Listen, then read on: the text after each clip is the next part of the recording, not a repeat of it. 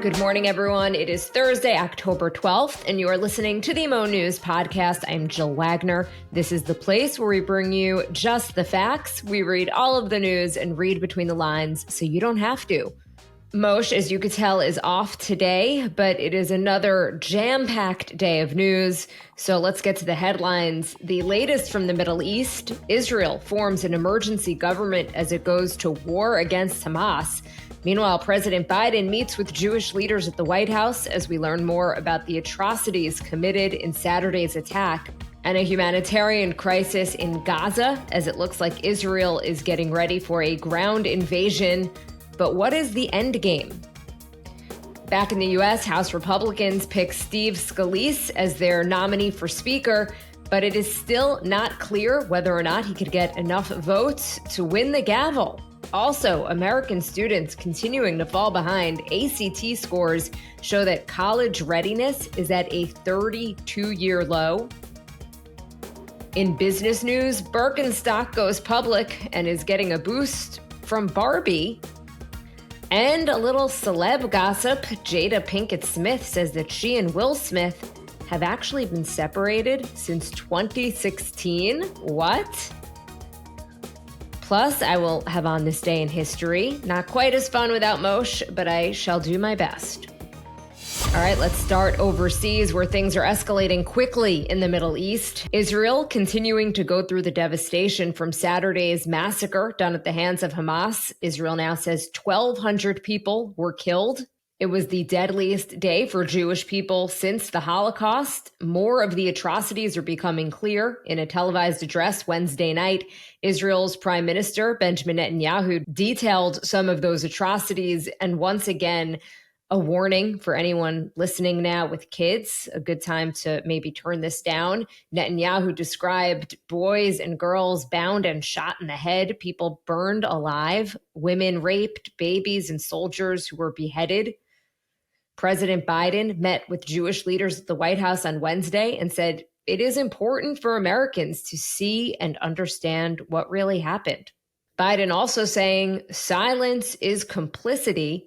Now back to Netanyahu. He said of Hamas, quote, "We will crush and destroy it."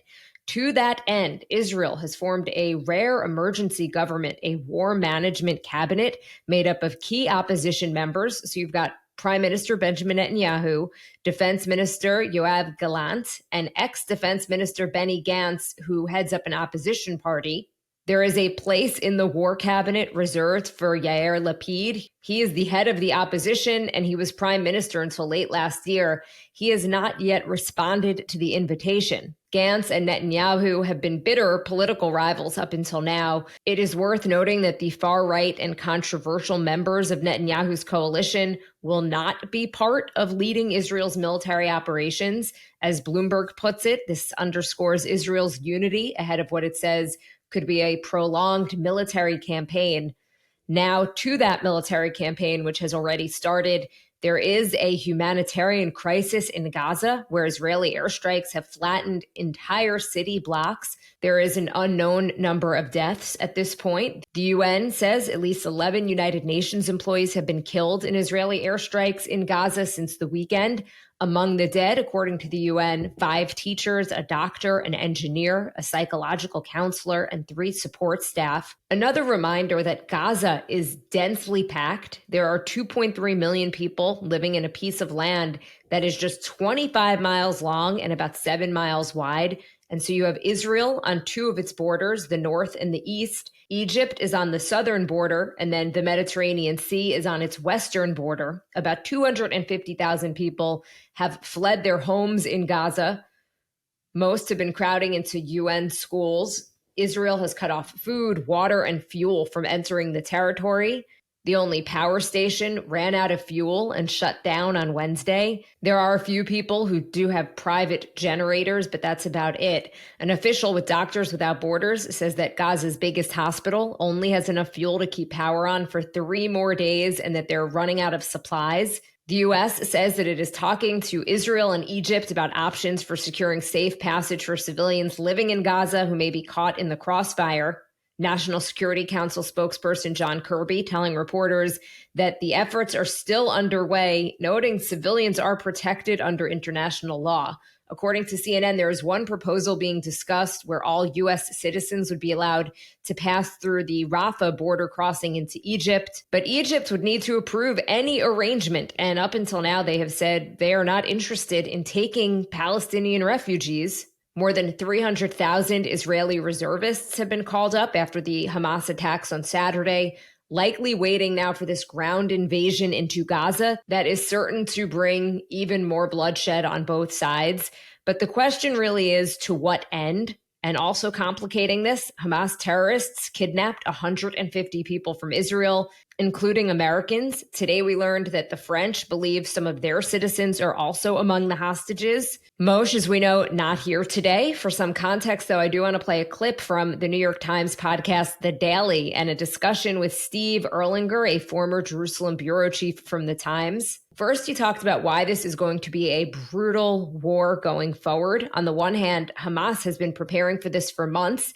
First, he talks about how difficult a ground invasion will be. On the one hand, he says Hamas has been preparing for this for months, likely setting up IEDs and booby-trapping Gaza, which means this will be extremely difficult for Israeli troops.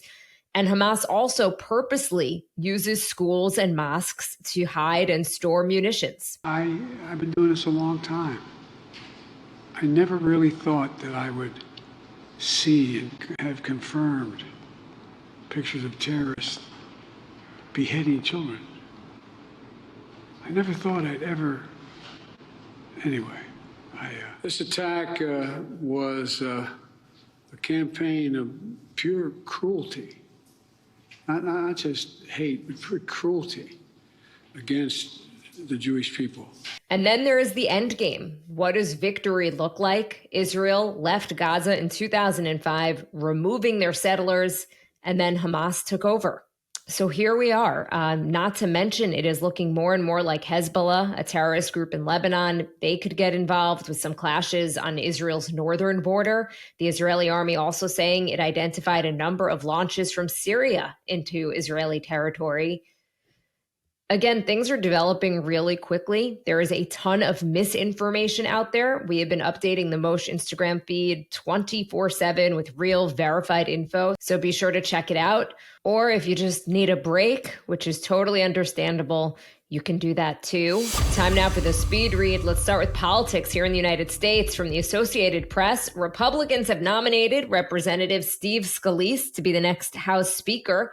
Scalise is currently the majority leader, but it is not clear whether or not he's going to get enough votes to secure the position. A small group of Republicans ousted Kevin McCarthy last week. Behind closed doors on Wednesday, Republicans narrowly pushed aside Ohio Representative Jim Jordan. Jordan, by the way, says that he will back Scalise. So Scalise secured the nomination 113-99. Scalise is battling blood cancer. He also survived a shooting on lawmakers at a congressional baseball game practice back in 2017. He will now take his candidacy to the House floor, where he'll be up against House Minority Leader Hakeem Jeffries, a Democrat from New York, who Democrats nominated for Speaker on Tuesday night. But despite Scalise winning the GOP conference vote, several Republican lawmakers say that they are not ready to back him. That includes Representative Marjorie Taylor Greene, who has publicly said that she will not back Scalise.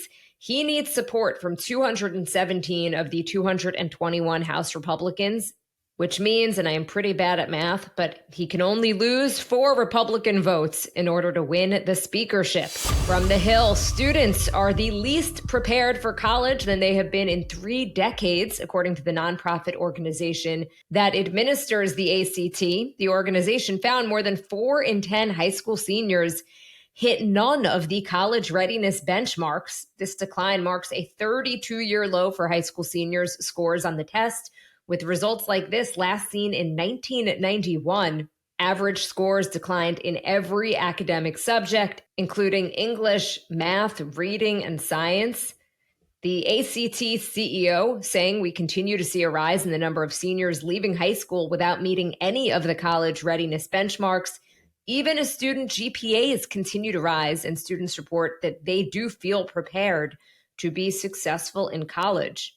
The organization did note that this group of students taking the ACT was hit by the COVID pandemic in their first year of high school, meaning that their time in school was plagued by closures, online learning, and mask mandates. From CNBC, longtime German shoe brand Birkenstock started to trade on the New York Stock Exchange on Wednesday with an opening share price of $41. Birkenstock sold 10.75 million ordinary shares in the offering, which values the company at about $8.64 billion.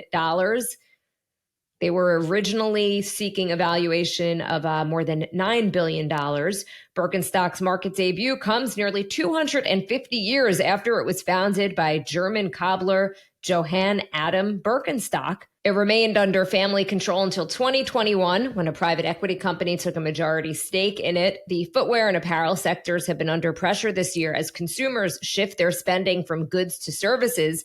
But researchers say Birkenstock is a long-standing brand and fits into the trend of embracing casual comfort in the workplace after COVID. It continues to grow even in the face of a declining global footwear market as consumers allocate their disposable income to other interests like travel. The current growth being driven apparently by a younger, new consumer base and its rising popularity among celebrities.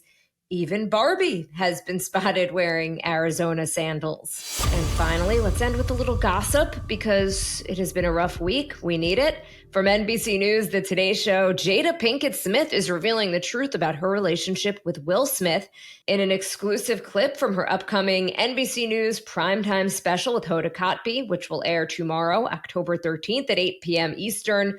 Pinkett Smith confirms to Hoda that there is more to her marriage than she had previously shared. She says she and Smith have been separated and lived completely separate lives since 2016, nearly 20 years after they married in 1997. While the two are still legally married, Pinkett Smith explains to Kotb that she and Smith are no longer romantically together. Hoda asks her why they haven't shared their relationship status before. Pinkett Smith says they just weren't ready yet. Their partnership has included headlines about Pinkett Smith's, quote, entanglement with singer August Alsina, as well as Smith slapping Oscars host Chris Rock after he joked about Pinkett Smith's hair at the Academy Awards in 2022. Smith also published a memoir which touched on their marriage back in 2021. All right, time for On This Day in History. On this day in 1492, Italian explorer Christopher Columbus made landfall in the Caribbean, reaching the quote-unquote New World. On this day, October 12th in 1810, the first Oktoberfest was held in Munich and included a horse race to celebrate the marriage of Bavarian royalty. A little political history. On this day in 1901, President Teddy Roosevelt officially changed the name of the president's residence at 1600 Pennsylvania Avenue from Executive Mansion to the White House. And some pop culture. On this day in history, in 1993, Salt and Pepper released their fourth studio album, Very Necessary. That was 28 years ago today. That album includes two of my favorites, Shoop and What a Man. Again, thank you for listening to this podcast. If you like what you hear, share this with your friends. It will help us grow. Follow us and subscribe so you don't miss an episode, and review us in the App Store. All right, bye everyone.